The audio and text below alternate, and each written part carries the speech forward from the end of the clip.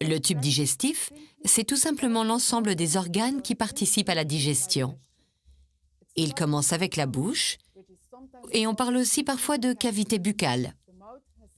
Il y a 3 éléments importants à rappeler dans la bouche. Ce sont les dents, la langue et la salive. Les dents sont des éléments durs. La langue est un muscle. La salive est le liquide à l'intérieur de la bouche.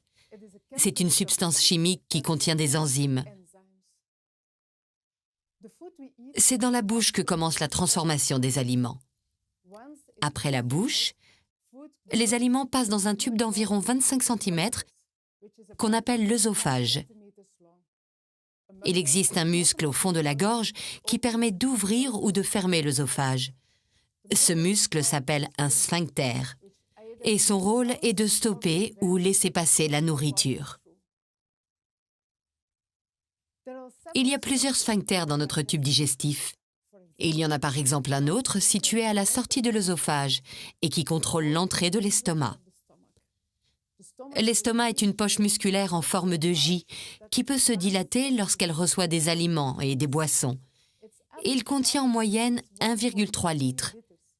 Mais l'estomac de certains grands buveurs de bière peut atteindre un volume de 4 litres. Vous l'aurez peut-être deviné, il existe un sphincter placé en bas de l'estomac qui régule le passage des aliments vers l'intestin grêle. On l'appelle le pylore. L'intestin grêle est un tube enroulé et étroit qui mesure plus de 5 mètres de long.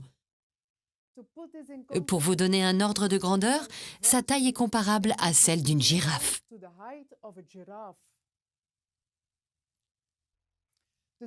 Le duodénum est la première partie de l'intestin grêle, mais il est souvent mentionné à part parce qu'il est étroitement lié au foie et au pancréas.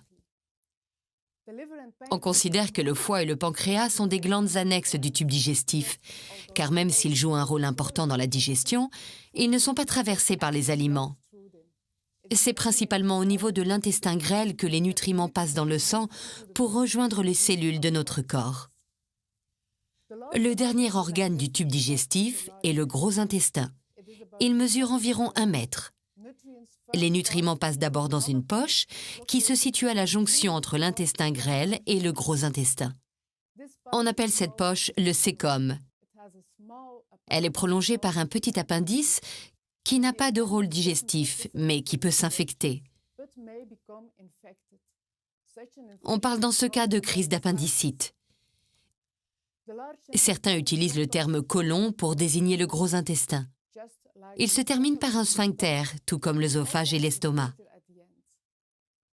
Ce sphincter est fermé la majeure partie du temps, sauf quand les selles sont évacuées par l'anus. Ce cours est également associé à un jeu. Dans ce jeu, vous devez placer les organes du tube digestif dans le bon ordre. La bouche se place donc en premier. L'œsophage vient après la bouche, mais avant l'estomac, et ainsi de suite. Ce jeu propose différents niveaux de complexité. Les plus hauts niveaux vont davantage dans le détail de l'anatomie du tube digestif. Nous avons aussi parlé du côlon, mais on distingue souvent le côlon ascendant, le côlon transverse et le côlon descendant. Dans Digestix, l'ordre dans lequel vous placez les pièces digestives est également important. Si par exemple, vous ne commencez pas avec les dents, vous ne pourrez pas transformer les aliments en fragments. L'anatomie du tube digestif est complexe. Et en plus des principaux organes, nous devons également prendre en considération les glandes digestives.